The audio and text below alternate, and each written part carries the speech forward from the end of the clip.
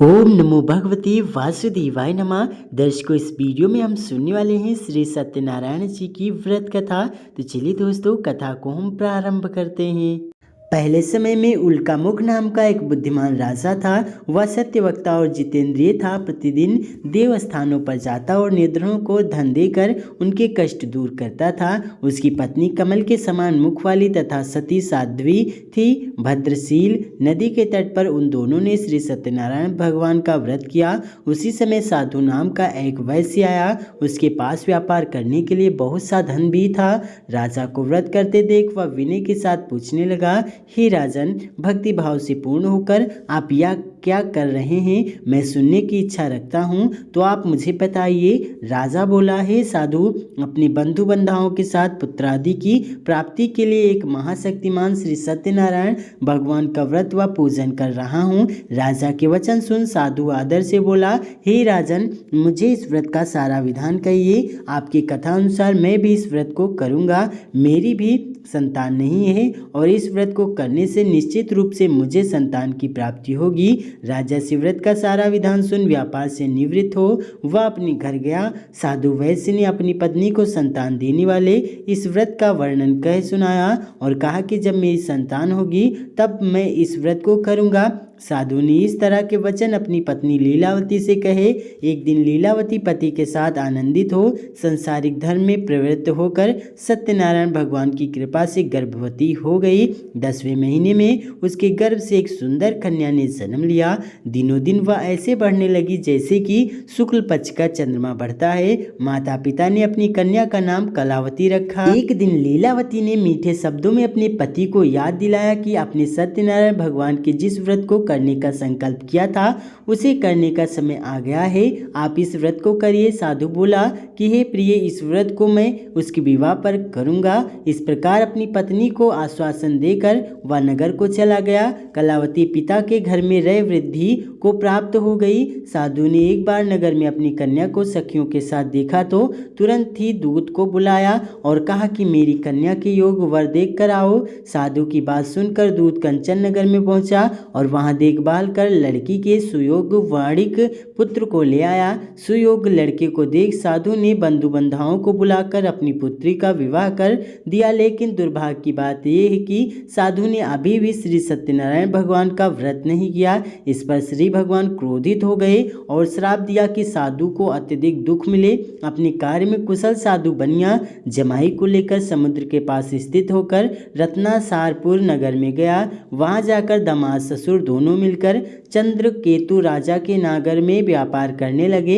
एक दिन भगवान सत्यनारायण की माया से एक चोर राजा का धन चुरा कर भाग रहा था। उसने राजा के सिपाहियों को अपना पीछा करते देखा। चुराया हुआ धन वहां रख दिया जहां साधु अपने जमाई के साथ ठहरा हुआ था। राजा के सिपाहियों ने साधु वैश्य के पास राजा का धन पड़ा देखा तो वह ससुर जमाई दोनों को बांधकर प्रसन्नता से राजा के पास ले गए और कहा कि उन दोनों चोरों को हम पकड़ लाए हैं, आप आगे की कार्रवाई की आज्ञा दें। राजा की आज्ञा से उन दोनों को कठिन कारावास में डाल दिया गया और उनका सारा धन भी उनसे छीन लिया गया। श्री सत्यनारायण भगवान से श्राप से साधु की पत्नी भी बहुत दुखी हुई। घर में जो धन रखा था उसे चोर चुरा ले गए। शारीरिक तथा मानसिक पीड़ा व भूख प्यास से अति दुखी हो अन्न की चिंता में कलावती के ब्राह्मण के घर गई। वहां उसने श्री सत्यनारायण भगवान का व्रत होते देखा। फिर एक कथा भी सुनी। वह प्रसाद ग्रहण कर वह रात को घर वापस आई। माता की कलावती से पूछा कि हे पुत्री, अब तक तुम कहाँ थी? तेरे मन में क्या है? कलावती ने अपनी माता से कहा, हे माता, मैंने एक ब्राह्मण के घर में श्री सत्यनारायण भगवान का व्रत देखा। कन्या के वचन सुन लीलावती भगवान के पूजन की तैयारी करने लगी। लीलावती ने परिवार और बंधुओं सहित सत्यनारायण भगवान का पूजन किया और उनसे वर मांगा कि मेरे पति तथा जमाई शीघ्र घर आ जाएं। साथ ही यह भी प्रार्थना की, हम सब का अपराध क्षमा करें। श्री सत्यनारायण भगवान इस व्रत से संतुष्ट हो गए और राजा चंद्रकेतु को सपने में दर्शन दे कहा कि हे राजन, तुम उन दोनों वैश्यों को छोड़ दो और तुमने उनका जो धन लिया है वह मुझसे वापस कर दो, अगर ऐसा नहीं किया तो मैं तुम्हारा धन, राज्य व संतान सभी को नष्ट कर दूंगा। राजा को यह सब कहकर वह अंतर्ध्यान हो गए। प्रातःकाल सभा में राजा ने अपना सपना सुनाया, फिर बोले कि बड़े पुत्रों को कैसे मुक्त कर सभा में लाओ। दोनों ने आते ही राजा को प्रणाम किया।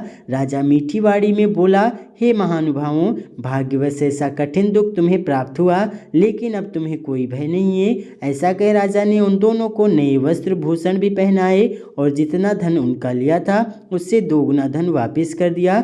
दोनों वैश्य अपने घर को चल दिए। सूत जी बोले, वैश्य ने मंगलाचार कर अपनी यात्रा आरंभ की और अपने नगर की ओर चल दिए। उनके थोड़ी दूर जाने पर एक दंडी वैसाधारी श्री सत्यनारायण ने उनसे पूछा, हे साधु, तेरी नाव में क्या है? अभिवाड़ी बड़ी हंसता हुआ बोला, हे दंडी, आप क्यों पूछते हो? क्या धन लेने की इच्छा है? मेरी नाव में तो बेल व पत्ते भरे हुए हैं।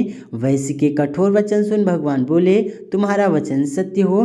दंडी ऐसे वचन कहे वहां से दूर चले गए।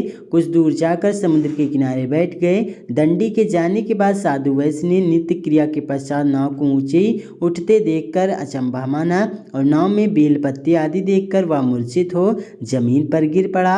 मूर्छा खुलने पर वह अत्यंत शोक में डूब गया। तब उसका दामाद बोला कि आप शोक न मनाएं, यह दंडी का शाप है, इसलिए हमें उनकी शरण में जाना चाहिए, तभी हमारी मनोकामना पूरी होगी। दामाद की बात सुनकर वह दंडी के पास पहुंचा और अत्यंत भक्तिभाव नमस्कार करके बोला, मैंने आपसे जो जो असत्य वचन कहे थे उनके लिए मुझे क्षमा कर दीजिए। ऐसा कहकर महान शोकातुर हो रोने लगा। तब दंडी भगवान बोले, हे वणिक पुत्र, मेरी आज्ञा से बार बार तुम्हें दुख प्राप्त हुआ है, तू मेरी पूजा से विमुख हुआ। साधु बोला, हे भगवान, आपकी माया से ब्रह्मा आदि देवता भी आपके रूप को नहीं जानते, तब मैं अज्ञानी कैसे जान सकता हूँ? आप प्रसन्न होइए, अब मैं सामर्थ्य के अनुसार आपकी पूजा करूँगा। मेरी रक्षा करो और पहले के समान नौका में धन भर दो। साधु वैश्य के भक्तिपूर्वक वचन सुनकर भगवान प्रसन्न हो गए और उसकी इच्छा अनुसार वरदान देकर अंतर्ध्यान हो गए। ससुर जमाई जब नाव पर आते हैं तो नाव धन से भरी हुई मिलती है। फिर वहीं अपने अन्य साथियों के साथ सत्यनारायण भगवान का पूजन कर अपने नगर को चल दिए। जब नगर के नजदीक पहुंचे तो दूत को घर पर खबर करने के लिए भेज दिया। दूत साधु की पत्नी को प्रणाम कर कहता है कि मालिक अपने दामाद सहित नगर के निकट आ गए हैं। दूत की बात सुन साधु की पत्नी लीलावती ने बड़े हर्ष के साथ सत्यनारायण भगवान का पूजन कर अपनी पुत्री कलावती से कहा कि मैं अपने पति के दर्शन को जाती हूँ, तू कार्य पूर्ण कर शीघ्र आ जा। माता के ऐसे वचन सुन कलावती जल्दी में प्रसाद छोड़ अपने पति के पास चली गई। प्रसाद की अवज्ञा के कारण श्री सत्यनारायण भगवान रुष्ट हो गए और नाव सहित उसके पति को पानी में डुबो दिया। कलावती अपने पति को वहां न पाकर रोती हुई जमीन पर गिर गई। नौका को डूबा हुआ देख व कन्या को रोता देख साधु दुखी होकर बोला कि हे प्रभु, मुझसे तथा मेरे परिवार से जो भूल हुई है उसे क्षमा करें। साधु के दीन वचन सुनकर श्री सत्यनारायण भगवान प्रसन्न हो गए और आकाशवाणी हुई, हे साधु, तेरी कन्या मेरे प्रसाद को छोड़कर आई है, इसलिए उसका पति अदृश्य हो गया है। यदि वह घर जाकर प्रसाद खाकर लौटती है तो इसे इसका पति मिल जाएगा।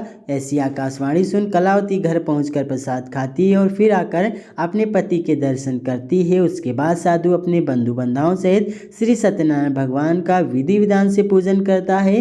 इस लोक का सुख भोग व अंत में स्वर्ग को जाता है। प्रेम से बोलिए श्री सत्यनारायण भगवान की जय।